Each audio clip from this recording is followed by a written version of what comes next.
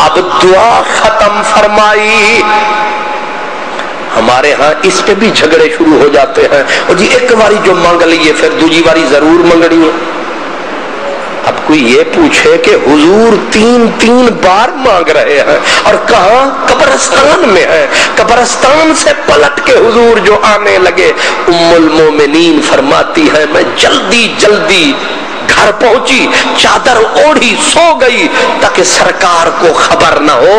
لیکن آپ نے آتے ہی فرمایا عائشہ ایک سایہ مجھے نظر آیا، کہیں وہ تم تو نہیں تھی؟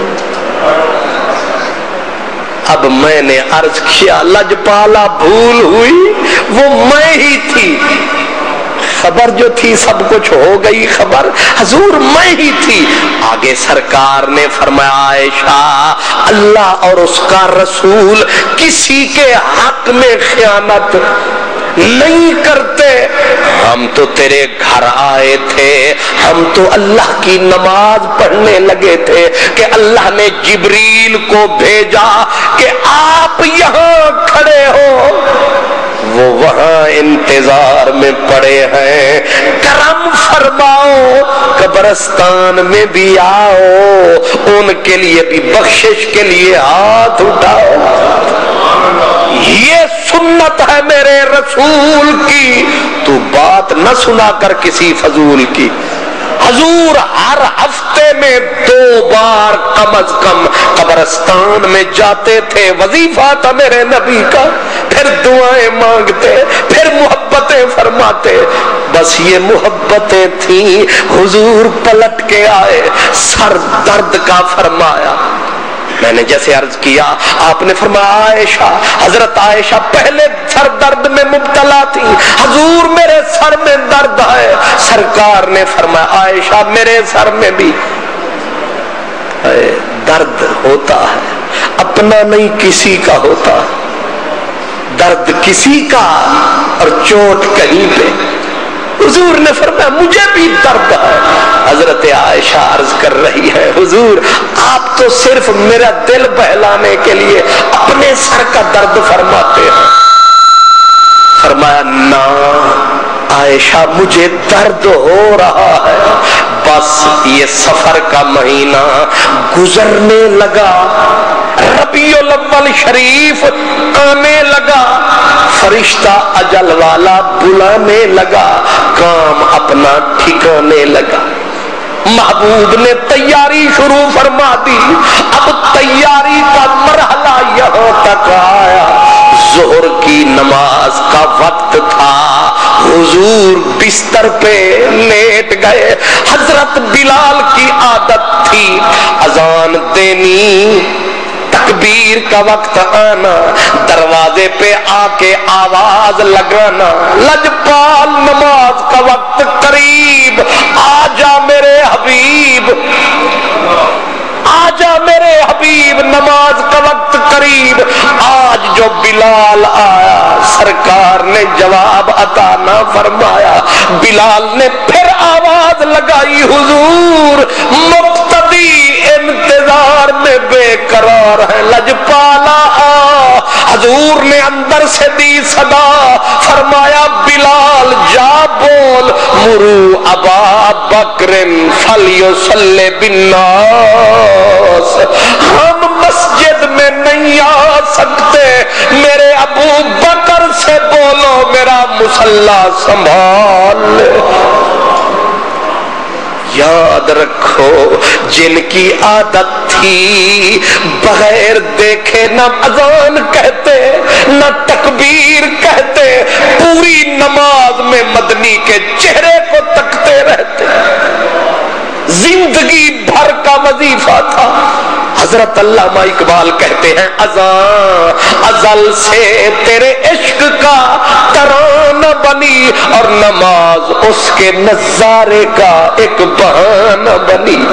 ادائے دید سراپا نیاز تھی تیری، کسی کو دے دیکھتے رہنا گویا نماز تھی تیری. صحابہ اپنی نماز کو مکمل نہیں جانتے تھے جب تک محبوب نظر نہیں آتے تھے. جوہرے لطف اٹھاتے تھے, نماز بھی ہوتی تھی, دیدار بھی ہوتے تھے, سامنے سرکار بھی ہوتے تھے. آج بلال نے جب جواب سنا ہم نہیں آ سکتے, حضرت بلال نے ہاتھ رکھے سر پہ اور زور سے روئے, اور نہیں آتے, وہ نہیں آتے. تڑپتا تڑپتا پہنچا, پوری مسجد ماتم قدا بن گئی. ہر ایک زبان روئی, ہر آنکھ سے آنسو کا طوفان آیا. روتے روتے تکبیر کہی گئی. سارے اشارے سمجھ گئے کہ پہلے تو بولتے تھے اشاروں میں, شاید وقت قریب آیا. حبیب نے مصلی ابو بکر کے حوالے فرمایا, لگتا ہے وقت قریب آیا. روتے روتے امام مصلی پہ, لیکن چیخیں جب بلند ہوئی, لجپال نے فرمایا مجھے لے چلو, یہ چپ نہیں کریں گے, مجھے لے چلو. حضرت علی, حضرت عباس دونوں ہیں پاس. میرے نبی نے فرمایا علی سہارا دے, عباس مجھے سہارا دے, لے چلو مجھے مسجد میں, یہ رو رہے ہیں, لے چلو. سرکار جو آئے, صحابہ نماز میں تھے, صحابہ نماز میں تھے, امام نماز شروع کرا چکے تھے, صدیق نماز شروع کروا چکے تھے. حضور پہلی صف میں پہنچے, پیچھے سے پہلی صف یعنی آخری صف میں جو پہنچے, پچھلی صف والوں کو خوشبو سے خبر ہو گئی, وہ آ گئے. صف ٹوٹ گئی, ہاتھ پہ ہاتھ مارا, خوشی سے عدلوں کو بتایا, اور دیکھو کون آیا. آج کل لوگوں کو نمازوں کے بڑے مان ہیں, توحید کا بڑا مان ہے. چوکھی جب توحید چڑھ جاتی ہے تو یہاں تک فتوے گھڑ دیتے ہیں کہ نماز میں نبی کا خیال آئے تو ایسے ویسے. اب پوچھے کوئی ان دیوانوں سے, ان ظالموں سے کہ اس نماز کا کیا ہوگا.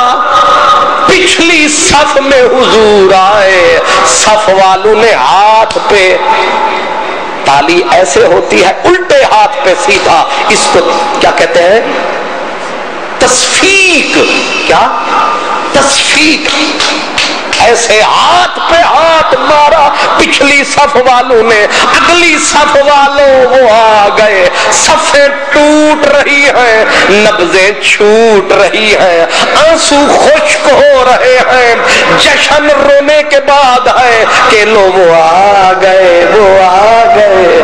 کبھی بن سمر کے جو آ گئے, بہار حسن دکھا گئے, میرے دل کو آگ لگا گئے, ایک نیا شگوفہ کھلا گئے. لو نمازیوں وہ آ گئے. اب حضور آتے رہے, صفیں ٹوٹتی رہی.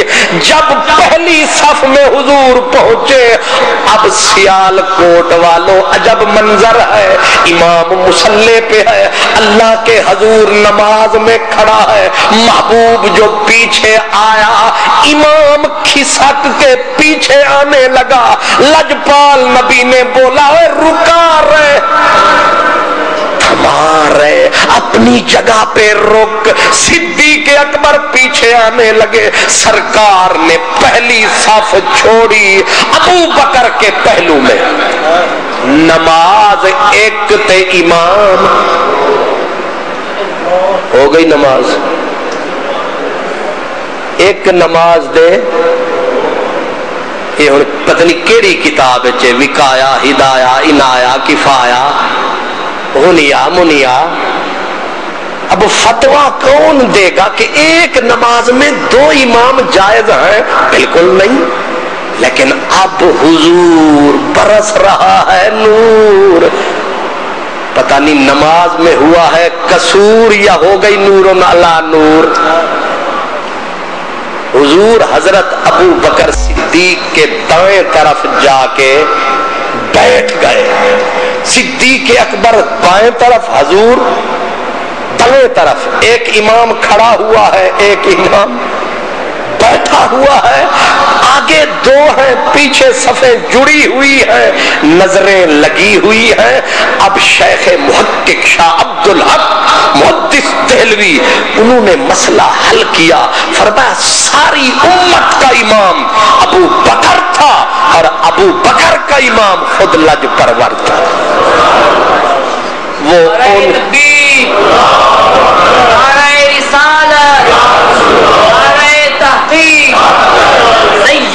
مرشدی دن ہے اخیری، وقت ہے پیری.